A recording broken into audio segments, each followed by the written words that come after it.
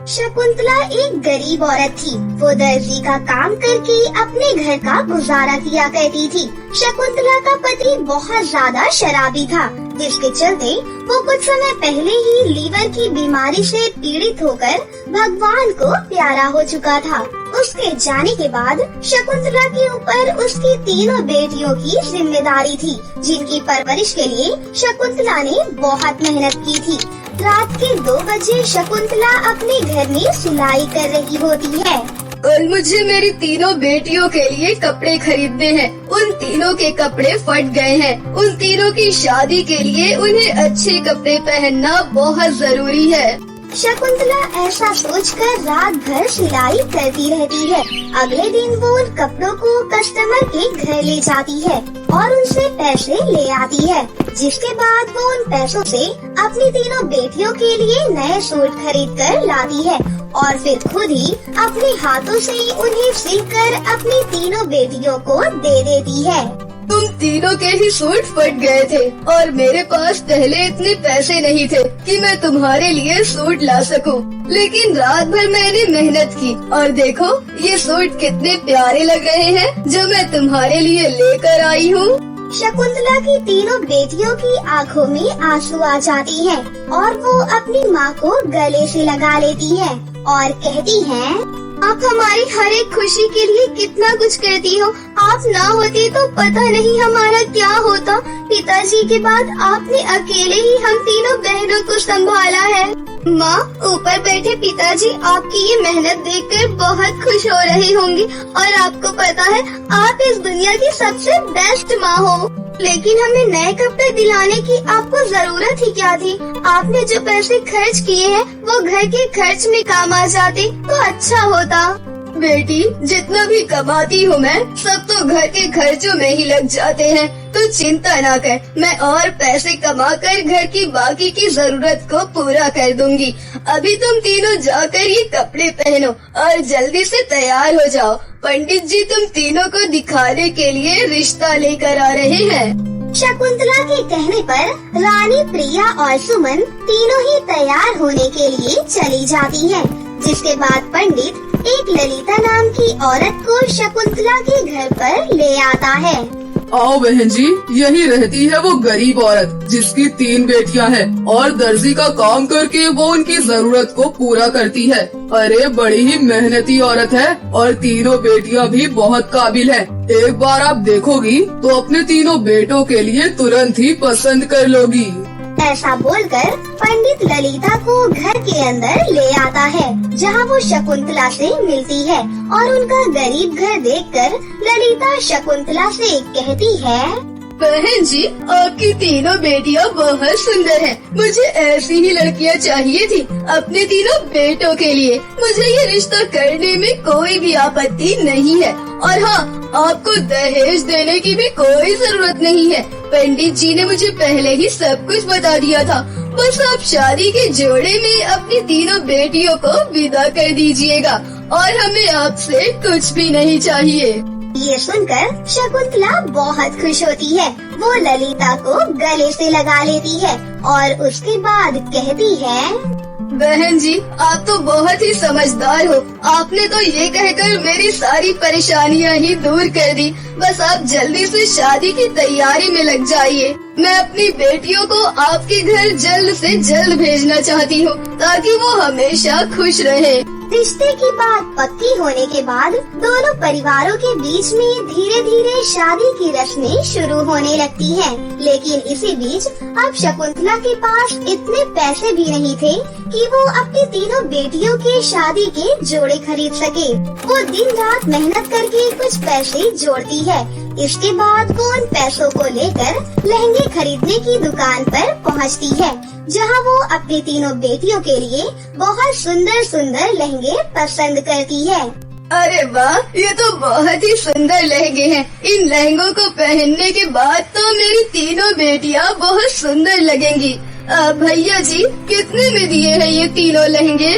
शकुंतला के पूछने पर दुकान वाला उससे कहता है, जिस लहंगे को आपने पसंद किया है वो कोई मामूली नहीं बल्कि बहुत ही महंगा और सबसे फेमस डिजाइनर का लहंगा है। और ये एक लहंगा पूरे 20,000 रुपए का है, यानी कि 3 लहंगे 60,000 रुपए के हो गए।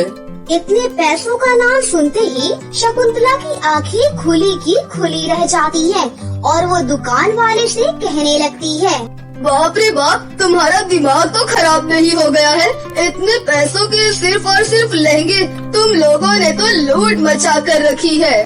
तुम जैसे लोगों की औकात ही नहीं है कि वो इस महंगे लहंगे को खरीद सके, इसलिए जिस जगह से उठकर आई हो वहाँ वापस लौट जाओ। तुम जैसे चलते फिरते फकीरों से इतने महंगे लहंगे खरीदे नहीं जाएंगे। और हाँ, अगली बार अपनी औकात देखकर किसी दुकान में जाना। दुकान वाले के इस तरह कहने पर शकुंतला को बहुत बुरा लगता है, लेकिन वो किसी से कुछ नहीं कह पाती और शर्मिंदा होकर वापस घर आ जाती है। वहीं वो सिलाई करते हुए रोने लगती है और रोते हुए अपने आप से कहती है, 2 दिन बाद मेरी बेटियों की शादी है और मेरे पास उन्हें पहनाने के लिए लहंगे तक नहीं है। मैं कितनी गरीब माँ हूँ, अब मैं क्या करूँ? क्या पहनाऊंगी अपनी बेटियों को उनकी शादी में? शकुंतला रोते हुए सिलाई कर रही होती है, लेकिन तभी सिलाई करते करते उसे एक ख्याल आता है। इतने महंगे लहंगे तो मैं जिंदगी में कभी नहीं खरीद पाऊंगी अपनी बेटियों के लिए, लेकिन हाँ, जब मैं खुद ही एक दर्जी हूँ तो मुझे लहंगे खरीदने की जरूरत ही क्या है। मैं अपनी तीनों बेटियों के लिए लहंगे खुद भी तो बना सकती हूँ। शकुंतला के पास जो भी पैसे थे उनसे वो कपड़ा और कुछ सामान खरीद कर ले आती है। इसके बाद वो अपनी सिलाई मशीन पर बैठकर अपनी तीनों बेटियों के लिए लहंगे सिलना शुरू कर देती है। देखते ही देखते वो बहुत सुंदर सुंदर लहंगे बना लेती है, जिसे देखकर उसकी तीनों बेटियां भी कहती हैं, अरे वाह माँ, ये तो बहुत ही सुंदर लहंगे हैं। हाँ माँ, आपने ये सुंदर और महंगे लहंगे कहाँ से खरीदे हैं? माँ, ये तो बहुत महंगे होंगे ना? नहीं बेटी, इन लहंगों को मैंने कोई दुकान से नहीं खरीदा, बल्कि खुद सिलकर बनाया है अपनी तीनों प्यारी बेटियों के लिए। ये सुनकर उसकी तीनों बेटियां हैरान रह जाती हैं और अपनी माँ से कहती हैं, अरे वाह माँ, आपके अंदर इतना अच्छा टैलेंट है, हमें तो पता ही नहीं था। वैसे जब आप खुद इतने प्यारे लहंगे बना सकती हो तो आप इन्हें बनाकर अच्छी कीमत पर बेच भी तो सकती हो। हाँ माँ, बिल्कुल सही कहा दीदी ने। आप क्यों ना लहंगे बेचने का काम ही शुरू कर दो और आप कीमत भी इतनी रखना कि एक गरीब इंसान आपके बने लहंगे को खरीद सके। सुझाव तो बहुत अच्छा है, इसके बारे में जरूर सोचूंगी। फिलहाल मुझे तुम्हारी शादी की बाकी की तैयारियां भी करनी है। शकुंतला के ऐसा कहने के बाद वो अपनी बेटियों की शादी की तैयारी में लग जाती है। 2 दिन बाद ललिता अपने तीनों बेटों के साथ बहुत धूमधाम से बारात लेकर आती है, जहाँ शकुंतला मंडप में अपनी तीनों बेटियों को अपने हाथों के पहने हुए लहंगे पहनाकर बैठा देती है। देखते ही देखते ललिता के तीनों बेटों की शादी शकुंतला की तीनों बेटियों से हो जाती है और शकुंतला खुशी खुशी अपनी तीनों बेटियों को उनके ससुराल विदा कर देती है। इसके बाद शकुंतला अपनी सिलाई मशीन पर खुद के बने हुए लहंगे सिलना शुरू कर देती है और उन्हें बाजार में बेचती है, जिससे वो अच्छा खासा पैसा कमाने लगती है। खुद के बने हुए डिजाइनर लहंगे तो बहुत ही सही दाम पर बिक रहे हैं। इतना तो मैंने कभी जिंदगी में नहीं कमाया होगा। शकुंतला खुशी खुशी अपने घर लौट आई और अब धीरे धीरे उसकी सारी परेशानियाँ दूर हो जाती हैं। जिसके बाद वो अपनी बेटियों के लिए भी बहुत कुछ करती है और अपने जीवन में हंसी खुशी से रहने लगती है। गरीब अमृता सिलाई मशीन पर बैठी कपड़े सिल रही होती है। तभी उसकी तीनों नंद दीपिका, सीमा और गरिमा वहाँ पर आती हैं। अमृता भाभी, हम तीनों कॉलेज जा रही हैं। दीपिका, ये लो, कुछ पैसे रख लो। अरे नहीं नहीं भाभी, इसकी क्या जरूरत है।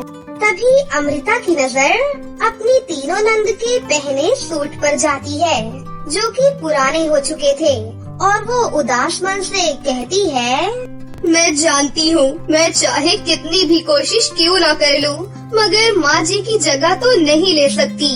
ये पैसे रख लो। शुक्रिया भाभी, अब हम चलते हैं।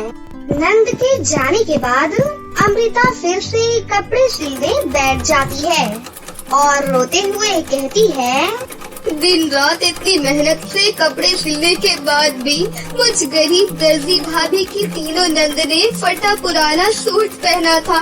मैं एक अच्छी भाभी नहीं बन पाई।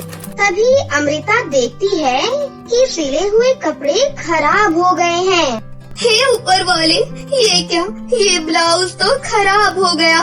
शारदा जी ने कितने भरोसे के साथ मुझे ये ब्लाउज सिलने को दिया था, अब तो ये ठीक भी नहीं हो सकता है। मैं उन्हें क्या जवाब दूंगी? ये सोचकर अमृता उदास हो जाती है कि तभी कोकिला एक महंगे से लहंगे को सिलने का कपड़ा लेकर आती है। अरे अमृता, अंदर हो क्या? जी हाँ कोकिला जी, आ जाइए। ये लो, ये मेरी बेटी का शादी का लहंगा है, इसे सिल देना।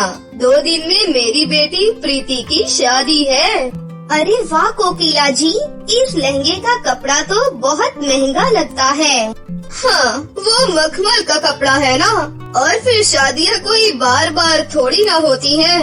वैसे अमृता, तुम्हारी 3 नंद भी तो शादी के लायक हो गई हैं। तुम कब करोगी उनकी शादियाँ?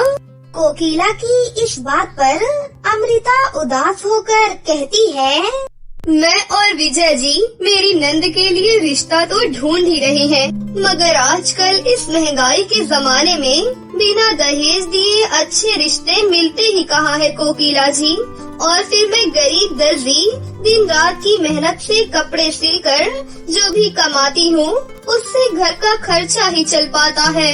मैं तुम्हारी परेशानियाँ समझती हूँ अमृता, मगर तुम्हारी तीनों नंद दिखने में बहुत सुंदर हैं। बिना दहेज के भी रिश्ता तो लग जाएगा। कहो तो मैं ढूंढूं? जी जरूर कोकिला जी, आपका मुझ पर बड़ा उपकार होगा। थोड़े ही दिनों में कोकिला के बताए गए पते पर गायत्री अपने तीनों बेटों निखिल, अक्षय और सुमित का रिश्ता लेकर आने वाली होती है। अमृता, ये लो, मुश्किल से आज एक गोदाम में राशन की बोरी ढोने का काम मिल गया था। 100 रुपए कमा पाया हूँ। विजय जी, इतनी महंगाई में 100 रुपए से क्या होगा?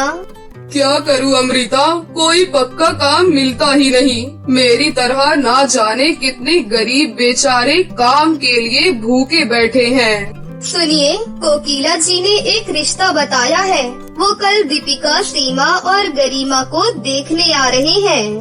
गरीबी के चलते बेचारी गरीब भाभी रात भर जाकर कपड़ों के कतरन जोड़ जोड़ कर अपनी तीनों नंद के लिए एक एक सूट सिलकर तैयार कर देती है। तीनों बहनें गायत्री के पैर छूकर आशीर्वाद लेती हैं और उन्हें चाय नाश्ता परोसती हैं। माँ जी, चाय। अमृता, मुझे तो तुम्हारी तीनों नंद बहुत पसंद है। ये रिश्ता तो तुम पक्का समझो। कोकिला जी ने मुझे तुम्हारे घर की गरीबी भरी हालतों के बारे में सब बताया था, इसलिए मुझे कोई भी दहेज नहीं चाहिए। बस हमारे बारातियों का अच्छे से स्वागत कर देना और एक जोड़े में अपनी नंद को विदा कर देना। ये सुनकर गरीब भाभी आंसू भरी आँखों से हाथ जोड़कर कहती हैं, बहुत बहुत शुक्रिया माँ जी। अमृता के हाथों कपड़ों के खराब होने के चलते अब कोई भी उससे कपड़े नहीं सिलवाता। वहीं विजय को भी कोई भी मजदूरी का काम नहीं मिलता। ऐसे में देखते ही देखते शादी का दिन भी पास आ जाता है। अमृता अपना मन हल्का करने के लिए फूलों के बगीचे में आती है, जहाँ वो अक्सर आया करती थी। हम गरीबों को अपनी जिंदगी में कितनी परेशानियाँ उठानी पड़ती हैं। काश कि गरीबों की जिंदगी इन फूलों की तरह ही खुशियों के रंग से भरी होती। 2 दिन में मेरी तीनों नंद की शादी है और मुझ गरीब दर्जी भाभी के पास एक फूटी कौड़ी भी नहीं है। ऐसे में मैं गायत्री जी को दिया हुआ वादा कैसे निभा पाऊंगी? तभी अचानक अमृता की नजर बगीचे के बीच रखी एक लाल पोटली पर पड़ जाती है। जैसे ही अमृता उस पोटली को खोलती है, उसमें नोटों की गड्डियां भरी होती हैं। इतने सारे पैसे भला यहाँ पर कौन छोड़ गया है? उस इंसान ने ये पैसे कितनी मेहनत से कमाए होंगे। मुझे यहीं बैठकर उसका इंतजार करना चाहिए। अमृता वो पोटली लेकर वहीं पर बैठी रहती है कि तभी उसकी आंख लग जाती है और वो सपना देखती है जहाँ एक सुंदर सी परी उससे मिलने आती है। अमृता, ये धन मेरी तरफ से तुम तोहफा समझो, क्योंकि तुम्हारी वजह से इस जंगल के बगीचे में ये जान है और ये रंग बिरंगे फूल खिले हैं, इसलिए ये पैसे तुम्हारे हैं। इसी के साथ अमृता की आँख खुल जाती है और वो पैसे लेकर घर वापस आ जाती है। भाभी, कहाँ चली गई थी आप? सुबह से आपने कुछ भी नहीं खाया है। अरे मेरी प्यारी नंद, शादी के घर में ऐसी भाग दौड़ी तो लगी ही रहती है। 2 दिन बाद तुम तीनों अपनी इस गरीब दर्जी भाभी के घर से डोली में बैठकर विदा हो जाओगी। फिर कौन खाना लेकर मेरे पीछे पीछे आएगा? अपनी गरीब दर्जी भाभी की ये बात सुनकर उसकी तीनों नंद का दिल भर आता है। उन पैसों से अमृता बड़े ही अच्छे तरीके से शादी का टेंट लगवाती है। उसी दिन से हल्दी मेहंदी की रस्में भी शुरू हो जाती हैं। देखिए विजय जी, मेरी तीनों नंद आज कितनी खुश लग रही हैं। मैंने तो सपने में भी नहीं सोचा था कि उनकी शादी इतनी अच्छे से कर सकूंगी। शादी के टेंट से लेकर बैंड बाजे वाले से लेकर हलवाई भी सब कर लिया है। तभी अचानक से अमृता कहती है, हे ऊपर वाले, इतनी जरूरी बात मैं कैसे भूल गई। मैं अपनी तीनों नंद के लिए शादी का जोड़ा तो खरीद ही नहीं पाई और अब तो पैसे भी बहुत थोड़े बचे हैं। बचे हुए थोड़े से पैसों को लेकर ही गरीब भाभी एक लहंगे के शोरूम में आती है, जहां उसे अपनी तीनों नंद के लिए 3 सुंदर से लहंगे पसंद आते हैं। ये लहंगे तो बड़े ही सुंदर हैं। इसे पहनकर तो मेरी तीनों नंद लाखों में एक लगेंगी। सुनिए भाई साहब, ये शादी के लहंगे कितने के हैं? एक लहंगा 30,000 का है, तो 3 लहंगे 90,000 के होंगे। 90,000? इतने पैसे तो मेरे पास अभी नहीं है। देखिए भाई साहब, कल मेरी तीनों नंद की शादी है और मुझे ये शादी का जोड़ा खरीदना है ताकि मैं उन्हें थोड़ी खुशी दे सकूं। बड़ी उम्मीद से मैं यहाँ आई हूँ। मैं एक दर्जी हूँ। ये लहंगे मुझे थोड़े सस्ते में दे दीजिए, बदले में मैं आपकी दुकान के लिए कपड़े सिल दूंगी। ये सुनकर खड़ूस घमंडी दुकानदार अमृता को धक्के मारकर वहाँ से बाहर निकालते हुए कहता है, ये फुटपाथ का चलता फिरता ठेला नहीं है, हाई फाई शोरूम है। इतना महंगा लहंगा खरीदने की तेरी औकात नहीं है, भाग यहाँ से। इतनी जिल्लत झेलने के बाद अमृता रोते हुए एक बाजार में आ जाती है, जहाँ पर बैठकर कुछ गरीब व्यापारी कपड़ों के टुकड़े बेच रहे होते हैं। 50 रुपए मीटर, 50 रुपए मीटर। लहंगे का मखमली कपड़ा गोटा मोती 50 रुपए मीटर, 50 रुपए मीटर। मैं तो खुद एक दर्जी ही हूँ। अपनी तीनों नंद की शादी का जोड़ा मैं खुद ही सिल सकती हूँ। शुक्रिया ऊपर वाले, मुझ गरीब दर्जी भाभी को ये रास्ता दिखाने के लिए। लहंगा बनाने का सामान लेकर गरीब भाभी घर पर आ जाती है और रात भर जागकर अपनी तीनों नंद के लिए आंखें गड़ाकर शादी का जोड़ा तैयार करती है, जिस वजह से उसका हाथ कई जगह जख्मी भी हो जाता है। शादी के दिन सुबह अमृता अपनी तीनों नंद को लहंगा देते हुए कहती है, दीपिका, सीमा, गरिमा, ये लो तुम्हारी गरीब दर्जी भाभी की तरफ से तुम तीनों की शादी का जोड़ा। अरे वाह अमृता भाभी, ये शादी का जोड़ा तो बड़ा ही सुंदर है। हाँ भाभी, ये लहंगा तो बड़ा ही महंगा लगता है। भाभी, आपने पहले ही हमारी शादी में इतना खर्चा किया है। गरिमा, ये लहंगा मैंने खरीदा नहीं, बल्कि तुम तीनों की शादी का ये जोड़ा मैंने अपने हाथों से सिला है।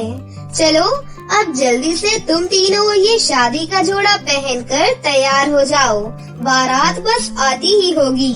आखिर में वो गरीब दर्जी भाभी अपने हाथों से सिले हुए शादी के जोड़े में अपनी तीनों नंद को मंडप में लाकर बिठा देती है, जहाँ उनकी शादियाँ गायत्री के तीनों बेटों से हो जाती है।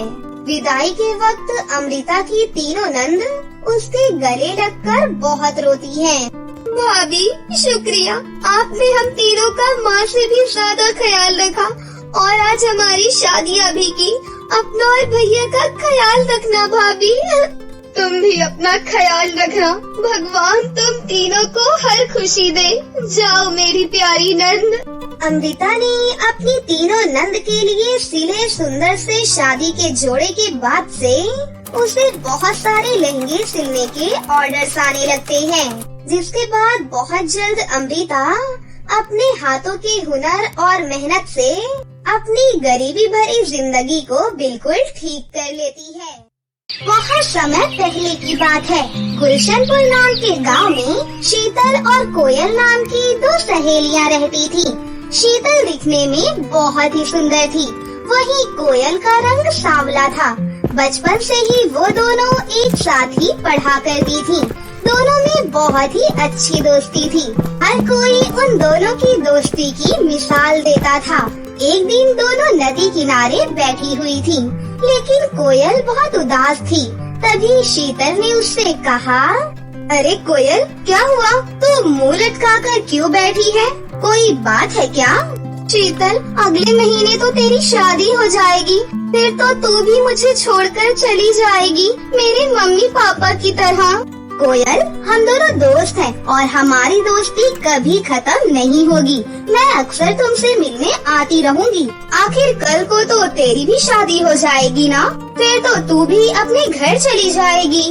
पर मुझे अच्छा नहीं लग रहा है। अरे पगली, तू चिंता मत कर, मैं तुमसे मिलने आती रहूंगी। आनंद की पोस्टिंग पास के गांव में ही है, तो 2-3 महीने में एक बार तो तुझसे मिलने आ ही जाऊंगी। देखते ही देखते शीतल की शादी का दिन भी आ जाता है।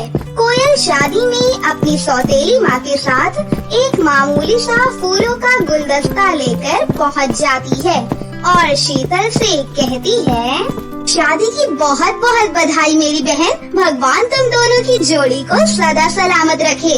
बहुत बहुत धन्यवाद। अरे कोयल, कितनी कमजोर हो गई है तू, ठीक से खाना वाना नहीं खाती है क्या? पता नहीं शीतल, आजकल खाना शरीर को लग ही नहीं रहा। अच्छा, तुम अपना और जीजा जी का अच्छे से ख्याल रखना। हाँ, और तुम भी अपना अच्छे से ख्याल रखना। कोयल, चलो अब खाना खाकर जल्दी से घर चलो, बहुत टाइम हो गया है। देखो ना माँ, शीतल की कितनी अच्छी जोड़ी है, दोनों साथ में कितने अच्छे लग रही हैं। शीतल भी तो कितनी सुंदर है, तभी तो उसे इतना अच्छा लड़का मिला है। तुम्हारी तरह थोड़ी ना काली कलूटी है। अच्छा लड़का पाने के लिए अच्छी सूरत का भी होना बहुत जरूरी है। अरे चाची, कोयल के चेहरे में क्या बुराई है जो आप इसे इतना सुना रही हैं? कोयल भी तो कितनी सुंदर है।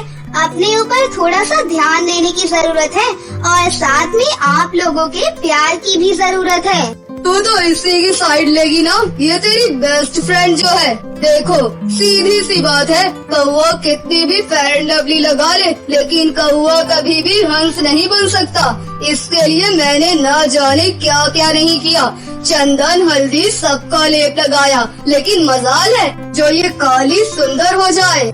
अरे आंटी जी, आप ऐसे कैसे बोल सकती हैं? आखिर ये आपकी बेटी है। कोयल, तुम बिल्कुल भी चिंता मत करो, तुम किसी से कम नहीं हो। 1 हफ्ते बाद मैं तुमसे मिलने आऊंगी, तब तक तुम अपना ध्यान रखना। इसके बाद शीतल की विदाई हो जाती है और शीतल अपने ससुराल चली जाती है। शीतल दिल की बहुत ही अच्छी थी। आते ही उसने ससुराल में सबका दिल जीत लिया। आनंद भी शीतल को बहुत प्यार करता है। एक दिन आनंद शीतल से कहता है, हमारी शादी में वो तुम्हारी फ्रेंड थी ना, जिसकी माँ ने उसे भला बुरा कहा था? मुझे बहुत बुरा लगा था। अपने बच्चों के लिए इस तरह के शब्द का इस्तेमाल नहीं करना चाहिए। मुझे भी बहुत बुरा लग रहा था। आखिर कोयल उनकी सौतेली बेटी है, ऐसा सबके सामने नहीं कहना चाहिए था। भला कोई अपनी सौतेली बेटी से इस तरीके का व्यवहार कैसे कर सकता है? बेचारी कोयल गरीबी और अपनी सौतेली माँ से परेशान है। हाँ, कोयल गरीबी और अपनी सौतेली माँ से बहुत परेशान है। आप बिल्कुल ठीक कह रहे हैं। हमें उसका साथ देना चाहिए, उसे हमारी जरूरत है। हम कल ही उसके घर पर जाकर उसे समझाते हैं। अगले ही दिन शीतल और आनंद उसके लिए गिफ्ट लेकर उसके घर पर पहुँचते हैं। तो घर के बाहर से ही कोयल की सौतेली माँ की चिल्लाने की आवाजें आती हैं। बलमोरी, तुझसे एक काम भी ढंग से नहीं होता ना? ये कैसी सफाई करी है तूने? और ये कपड़े अभी तक नहीं धोए तूने? हाँ माँ, अभी करती हूँ। पहले मैं हाथ मुँह धो लूँ। बार बार हाथ मुँह धोने से तू गोरी नहीं हो जाएगी। हाथ मुँह बाद में धो लेना। जल्दी से पहले काम खत्म कर। तभी शीतल और आनंद घर के अंदर आ जाते हैं और शीतल कहती है, नमस्ते चाची, कैसी हैं आप? चाची, ये मिठाई आपके लिए और ये साड़ी मेरी प्यारी कोयल के लिए। अरे वाह, मेरे लिए साड़ी? तू कुछ भी पहन ले, रहेगी तो काली कलोटी ही। अरे चाची, आप फिर शुरू हो गई। चाची, अब तो कोयल की भी शादी होने वाली है। भगवान करे मेरी फ्रेंड को भी अच्छा लड़का मिले, इसकी भी अच्छे घर में शादी हो और इसकी भी जिंदगी में बहुत सारी खुशियाँ आए। अरे कौन करेगा इससे शादी? लड़के वाले तो इसका काला चेहरा देख कर ही भाग जाते हैं। देखना चाची, इस बार लड़के वाले कोयल को देखते ही पसंद कर लेंगे।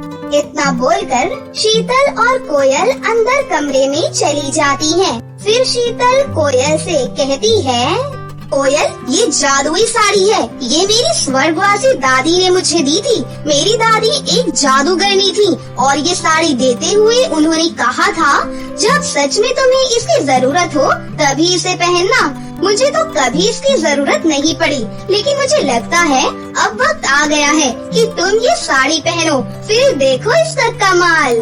फिर कोयल वो साड़ी लेकर खुशी खुशी पहनने के लिए चली जाती है। कुछ ही देर में कोयल साड़ी पहनकर बाहर आ जाती है।